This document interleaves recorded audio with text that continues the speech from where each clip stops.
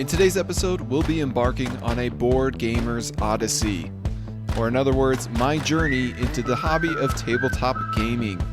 That's right, we'll be exploring many of the games and moments that made me into the designer, publisher, and gamer that I am today. What games were my favorites at certain times in my life and why? Are they still among my favorites or have they fallen out of favor? How have my preferences changed over time? Let's do the Odyssey. My name is Nick Murray, and this is the Bitewing Games Podcast.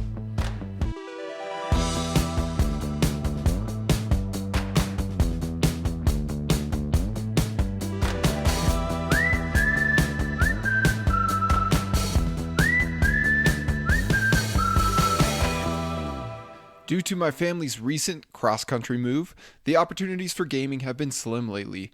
Between packing, driving, and unloading a moving van, becoming acquainted with a new city, starting work at a new dental practice, and leaving my gaming group, I've been thoroughly starved of that gaming goodness.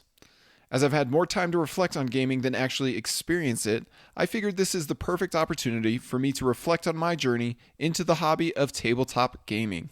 Call it a board gamer's odyssey, autobiography, history, or whatever you please, but today we'll be exploring many of the games and moments that made me into the designer, publisher, and gamer that I am today. I owe my love of gaming to Granddaddy Nintendo. In my home, we grew up with the Nintendo Entertainment System and Super Nintendo. I have fond memories of enjoying Super Mario Bros., Duck Hunt, Joe and Mac, Zombies Ate My Neighbors, Bubsy, Donkey Kong Country, and getting wrecked every time I started The Legend of Zelda. I had no idea that there were things such as Nintendo Power or magazines that could guide me through the trickier titles like Zelda. I was simply a young lad with a love of play. I still have mad respect for one babysitter who kept me entertained by cruising through the entirety of Super Mario Bros. 3 and beating the game in one sitting, something that I could only dream of at that young age. I don't remember her name or what she even looks like, but she'll always be that unicorn babysitter for me. It wasn't until high school that I went back and beat all the classic Super Mario 2D games. High school was a nice renaissance of Super Nintendo games and beyond, where I shared my console with the tennis team and we spent the nights at the hotel taking on various old school games.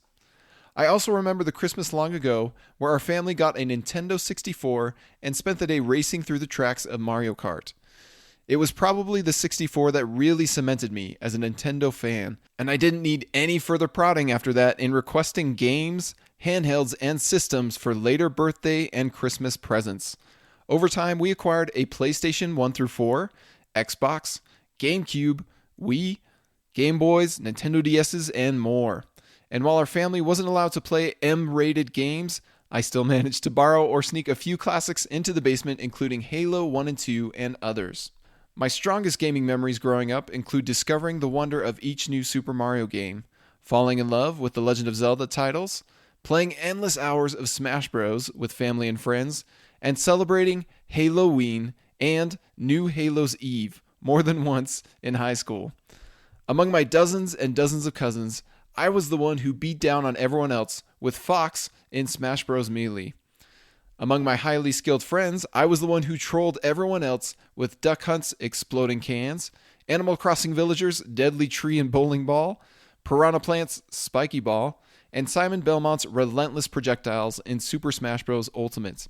And I was good at it. Rather than loyally stick with a single main character, I have always loved to explore a wide variety of fighters and rotate through many of my best ones, including King K. Rool, Inkling, Link, Samus, Min Min, Ridley, Piranha Plant, Simon Belmont, and more. My group of high school friends were such hardcore gamers that one of them opted for an old school Super Mario Strikers tournament on GameCube as his bachelor party feature activity. It was perhaps the loudest, funniest, and most competitive video game memory that I have. Yet our deep love for video games also resulted in somewhat of a collective aversion to board games. I played plenty of classic board and card games with other friends and family, but it was almost never with my closest group of friends. My parents aren't necessarily the type to initiate a family game night, but there are some that they would frequently play with us growing up. My mom, being a retired school teacher, always loved to break out Boggle and take us on with her spelling prowess.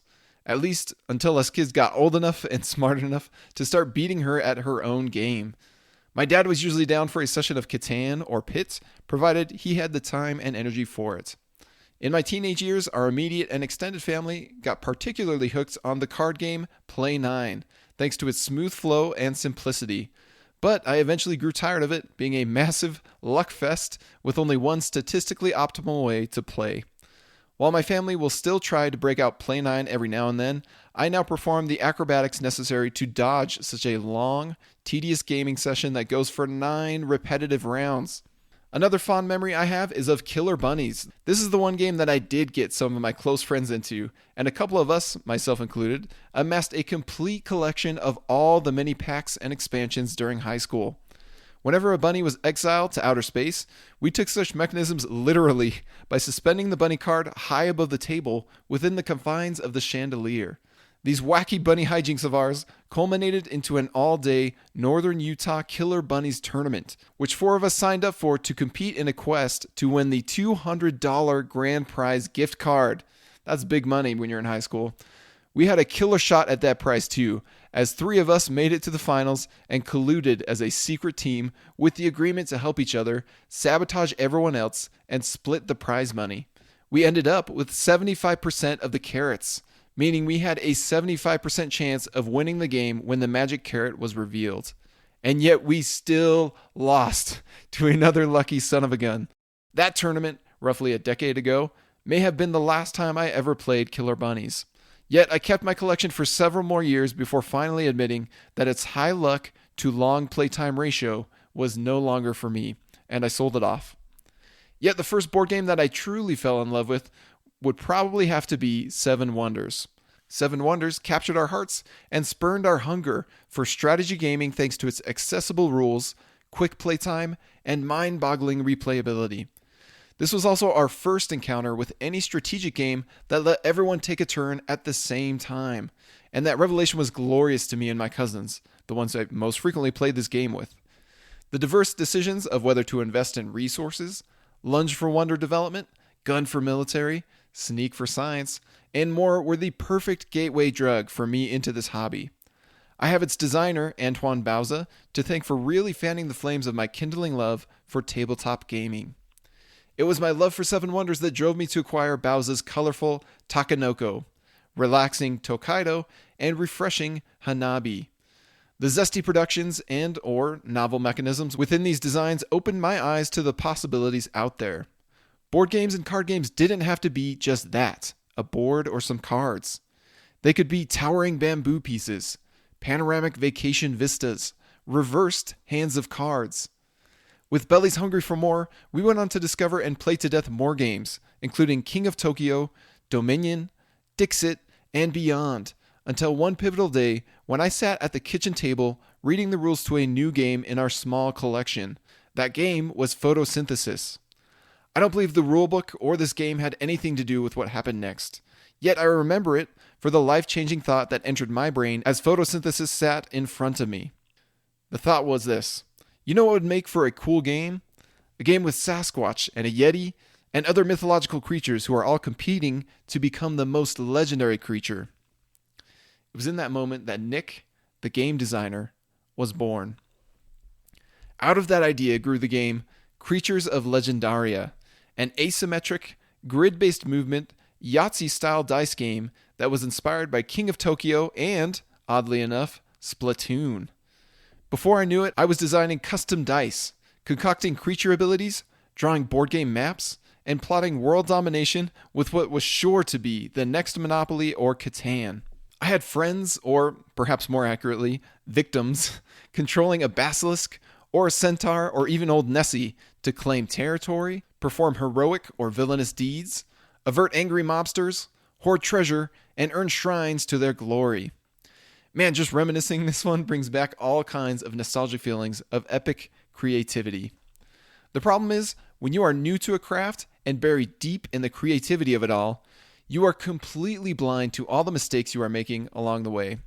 Mistakes such as lunging for asymmetric ability design before polishing the core gameplay, pushing for good-looking art and premium prototypes before solidifying your shifting components, throwing the doors wide open for any player count before understanding the pacing and interactions at play, saying yes to any and every game piece without considering the cost and fiddliness of it all.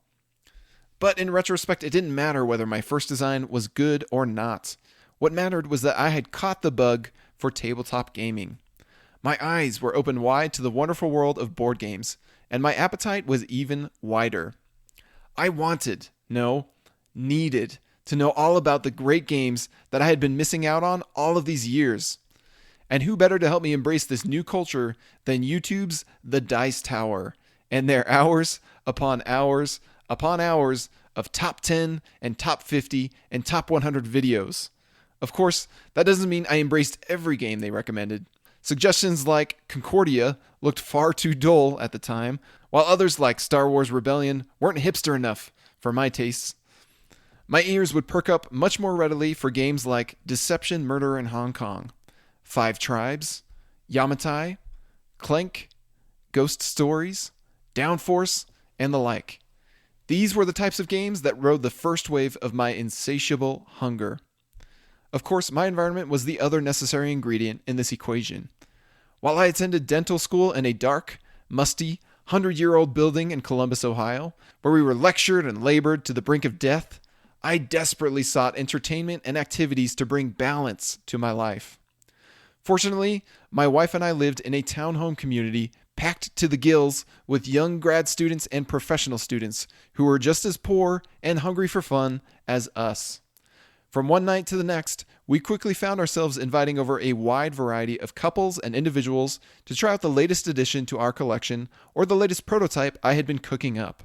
I designed what I knew and loved, which is why King of Tokyo bred Creatures of Legendaria, Clank and Ticket to Ride bred Yeti Shreddy, and Takanoko and Majesty for the Realm bred Garden Contest Show Gnome Mercy. Ironically, all three of these game ideas were born amid the hectic finals week studying at the end of another semester of dental school. It was as if a high-stress schedule and some subconscious procrastinatory defense mechanisms brought out the productive creator within me. I formulated these games, offered them up to contests or to publishers, hit the brick wall of rejection, went back to the drawing board, reimagined the rules, rinsed and repeated. Yeti Shreddy had a particularly wild journey from energy efficiency board game all the way down to roll and write, all the way back to sprawling deck builder as I sought the best mechanisms to bring the idea and the theme to life. The very first version of it was cranked out in under a week, right before it found itself at a table in the playtesting hall of Gen Con.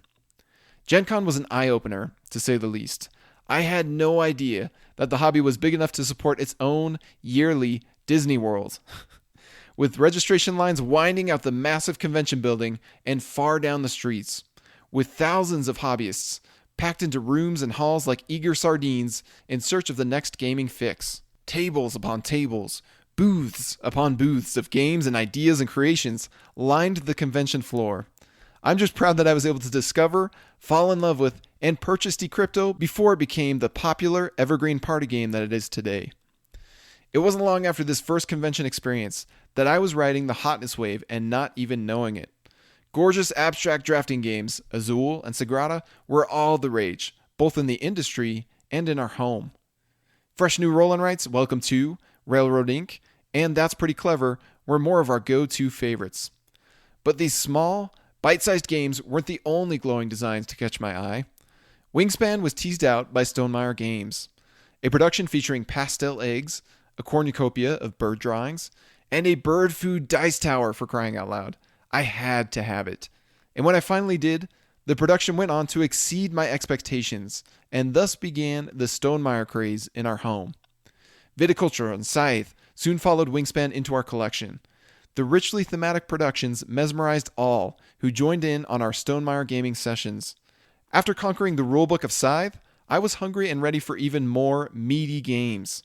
This is where I decided to take a swim in the deep waters of board gaming, with the sprawling table hog known as A Feast for Odin. My fears of treading into such murky gaming territory were assuaged by Paul Dean's Shut Up and Sit Down review of A Feast for Odin, where he revealed to me that the game was more a wide wading pool than a deep, drownable well. Despite the endless tiny shapes and infinite action spaces and daunting rulebook size and inconceivable playtime, I could see the meaningful enjoyment of it all, and I was ready for the plunge. A Feast for Odin wasn't the first favorite that Shut Up and Sit Down introduced me to, but it was the heaviest. While their videos initially felt scatterbrained, long-winded, and aggressively peculiar, I began to realize that many of their recommendations were right on the money. With time, my appreciation for their British humor and wacky review style and strong gaming preferences grew. Quinn's infectious love for solid card games served to expand my own interests, and he's the reason why I gave a shot to sneakily fantastic yet unattractive designs including Ethnos, Condottiere, and Jaipur. Despite my poor first impression of Pipeline, I couldn't get Matt's unbridled enthusiasm for oil out of my mind, and I eventually realized that such a richly adored game deserved a second chance at my table. And Tom's appreciation for Cole Worley designs, including Roots, Pax Pamir, and most recently Oath, have aided me in my quest to convert all gamers to Worley fans. It's these videos that served as my treasure map and navigation compass while I sought out the best games, both old and new. Likewise, Shut Up and Sit Down's podcast, featuring the previously mentioned blokes and Ava Foxfort, has been a reliable source of gaming criticism and discussion during my journey into the depths of this hobby. But they certainly aren't the only contributors who deserve my thanks. Without the unabashed endorsement of So Very Wrong About Games, I may have never touched the wildly unique Cosmic Frog, or talked myself into the dry-looking masterpiece, Tigris and Euphrates. Thanks to Dan Thoreau's insightful pieces, I've had the pleasure of discovering more collection essentials including Babylonia, Scapegoat, and Sidereal Confluence. And it was no pun included who got me excited for the deliciously slim Irish Gauge. And while I was finding critics who understood my needs and expanded my tastes, I was also encountering publishers and designers who consistently satisfied at our game nights. Capstone Games quickly won me over with their fearless embrace of thinky, cutthroat, interactive publications including The Estates, Stickum, and Watergate. Publishers Leader Games and Whirligig Games earned my trust with gorgeous, striking, and dynamic experiences including Roots, Fort, and Pax Pamir. And designer Reiner Knizia flipped my perspective on Dry Euros with his characteristically elegant gameplay with emergent interactions. It's these types of reliable creators whose distinct styles have bestowed upon me such strong cravings that I can hardly resist each fresh concoction they pull out of the oven. Speaking of Dr. Knizia, one especially noteworthy event in my board gaming odyssey is something that I would label the Reinersance. While many longtime fans have been applauding Reiner's designs in recent years as a return to greatness, I've been busy soaking up and savoring the best of his entire portfolio, from cult hit negotiation game Quo Vadis to modern masterpiece and spiritual sibling Yellow and Yangtze. He's the only designer who owns 2.5 shelves worth of real estate in my home, and nobody else even comes close.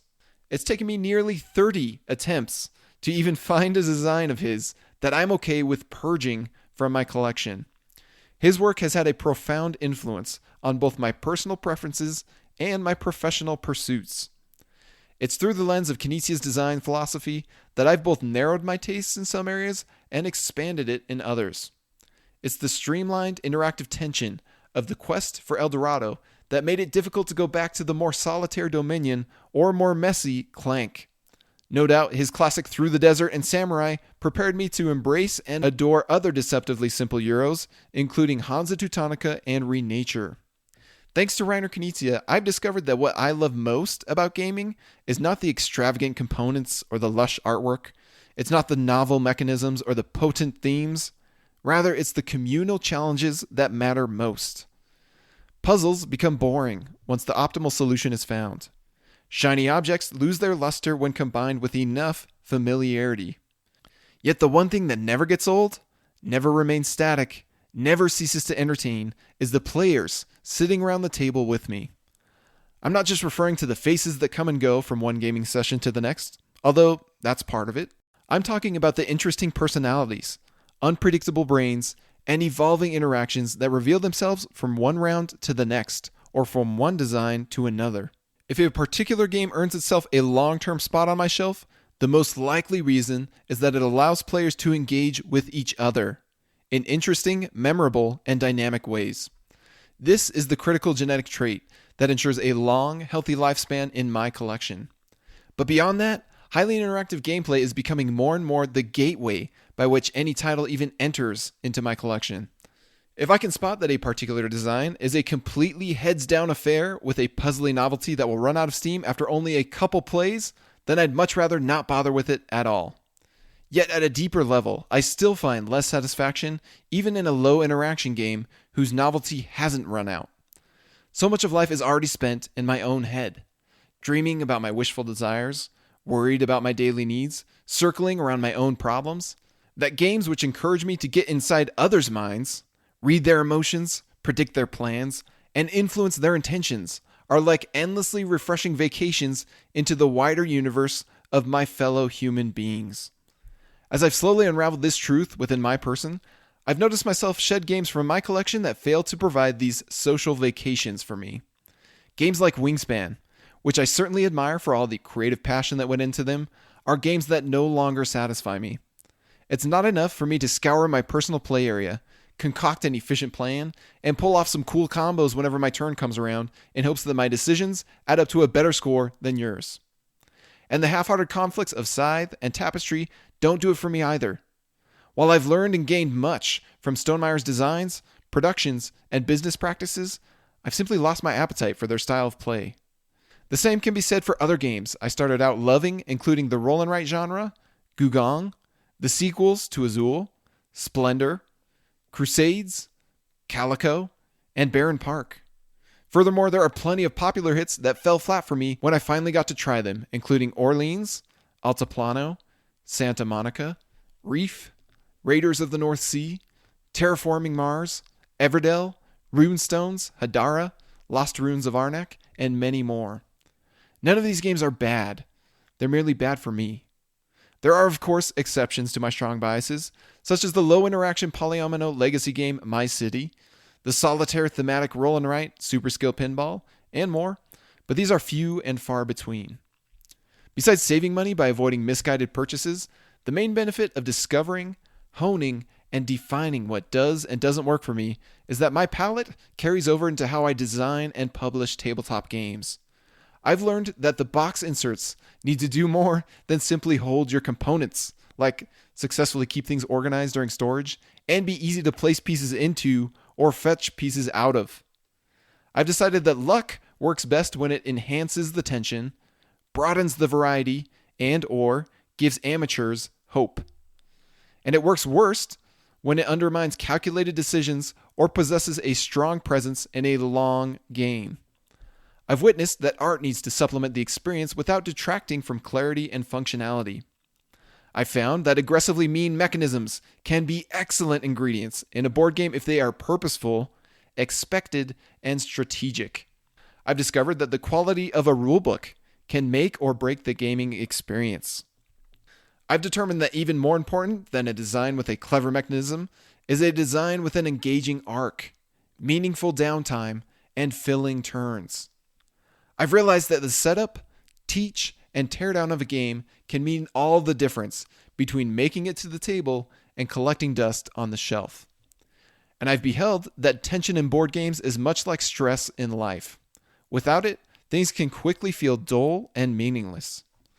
As I've made these small, important steps through life, from learning to play, to teaching and inviting others to play, to imagining new ways to play, to refining my preferences for play, I've slowly gained the confidence, experience, and drive that have made me into the gamer, designer, and publisher that I am today. I'm sure that many other hobbyists and creators can trace a similar arc as mine. Yet the fascinating part about it is that we are all originating from different sources and branching into unique directions through our individual tabletop gaming journeys. We wouldn't have the incredible Pax Pamir without Cole Worley's love for history. We wouldn't have the legendary Ra without Reiner Knizia's professional background in mathematics. And we wouldn't have Soda Smugglers, Puma Fiosi, and Hot Lead without a couple dentists who love board games enough to start a publishing company called Bitewing Games, to reach out to Reiner Knizia and assemble 3 of his fresh designs, to mold these designs into a refreshing collection and thoughtful production with the help of their wildly imaginative colleague and friend, Paul Halcyon. All of the gaming experiences in my life have built up and coalesced into this moment. I both stumbled upon and intentionally created this opportunity to publish 3 20-minute card games that delight and satisfy both the former naive gamer and the modern persnickety hobbyist in me. This opportune moment of launching a Kickstarter campaign for a Reiner Knizia collection next month feels both like the culmination of a gamer's odyssey and the blast-off of a creator's journey. As long as our Bitewing Games rocket ship doesn't fatally explode as it attempts to exit the atmosphere, we have big plans for what lies beyond. This Criminal Capers collection is only the beginning. I feel very fortunate that outside of practicing dentistry part-time, I'm able to devote my remaining work time to collaborating with the world's best designers, illustrators, and creators in producing classy board games that bite. I hope you'll join us at Bitewing Games in our quest to create and share experiences that, much like a Bitewing X-ray, provide a unique perspective and refreshing interaction. The countdown is on as we are only 3 weeks away from our Kickstarter launch date of August 10th. And if you're hungry for all the juicy updates we have about this project, you can subscribe to our newsletter at bitewinggames.com and join our Facebook group, The Criminal Capers Collection. We owe a huge thanks to all of you who have supported us up to this point and who intend to continue supporting us through our insane August plans. My name is Nick Murray, and you've been listening to the Bitewing Games podcast.